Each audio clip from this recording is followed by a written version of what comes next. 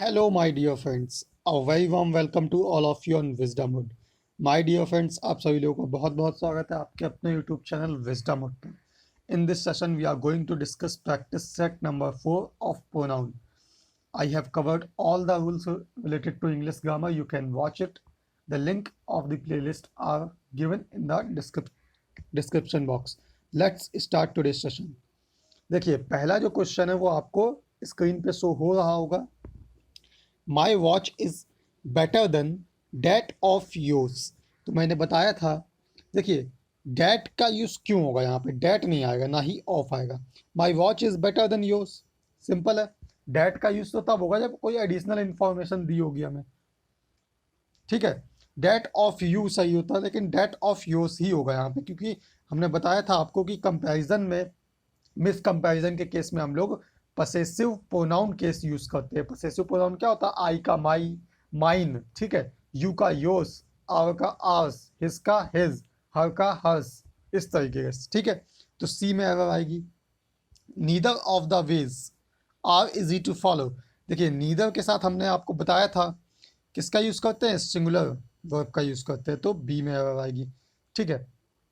I who is standing here wrote the letter. I who is standing. तो देखिए यहाँ पे हु जो है वो क्या है? रिलेटिव प्रोनाउन है. क्या है? रिलेटिव प्रोनाउन है. और रिलेटिव प्रोनाउन का जो एंटीसीडेंट है वो क्या है? आई है. तो रिलेटिव प्रोनाउन के वर्ब एंटीसीडेंट के अकॉर्डिंग आती है, तो आई के अकॉर्डिंग क्या आएगी? एम आएगी. I who am standing here wrote the letter, यानी ए पार्ट में एरर होगी. whom did you say was digging the ground. तो देखिए यहाँ हु और whom में मैंने आपको डिफरेंस बताया भी था. सब्जेक्ट और वर्ब को काउंट करते हैं सबसे पहले, ठीक है. एक सब्जेक्ट एक वर्ब, ठीक है. whom did you say, ठीक है. अब देखो was और did तो आपस में रिलेटेड है, मतलब जुड़े हुए हैं. तो दूसरी वर्ब, अब ये दूसरी वर्ब दी गई है लेकिन सब्जेक्ट तो दूसरा दिया ही नहीं गया है. यानी अगर दो वर्ब हैं तो सब्जेक्ट भी दो ही होंगे, ठीक है. यहाँ पे हुम तो ऑब्जेक्ट है, तो यहाँ पे हम सब्जेक्ट बना देंगे इसको हु. तो यहाँ पे हु आएगा. हु डिड यू से वॉज डिगिंग द ग्राउंड. अब ये सही हो जाएगा. देखिए दो सब्जेक्ट हो गए, दो वर्ब हो गई, कंप्लीट हो गया सेंटेंस. अगर वही है, देखिए सब्जेक्ट होगा तो उसकी वर्ब भी होगी, और वर्ब है तो उसका सब्जेक्ट भी होगा, ठीक है. यही ट्रिक मैंने आपको अप्लाई करना सिखाया था. अगर आपने वीडियोस ना देखी हो प्रोनाउन की तो देख लीजिएगा. ए पार्ट में यहाँ पे एरर है. फिर आते हैं Sangeeta and myself went to Sohna complex. तो देखिए मैंने आपको बताया था रिफ्लेक्सिव प्रोनाउन कभी भी सब्जेक्ट के तौर पे काम नहीं करती है, तो बी में एरर है. देखिए ये वर्ब है और वर्ब के आगे जितना पार्ट आता है वो सब्जेक्ट होता है, तो यहाँ क्या आएगा? I. Sangeeta and I went to Sohna complex. Much depends upon him signing the agreement. Much depends upon him signing the agreement. तो देखिए यहाँ पे बी पार्ट में एरर होगी. मैंने आपको बताया था कि वर्ब की आईएनजी फॉर्म के आगे हमेशा ही क्या आता है? पसेसिव एडजेक्टिव केस आता है, यानी हिज आएगा.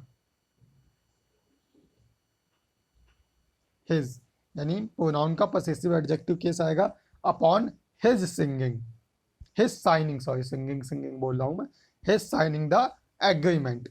That is the first time that I have seen you. That is the first time when I have seen you. यहाँ देखिए टाइम है, टाइम के अकॉर्डिंग तो व्हेन आएगा ना, जब मैंने तुम्हें देखा. तो बी पार्ट में यहाँ पे एरर होगी.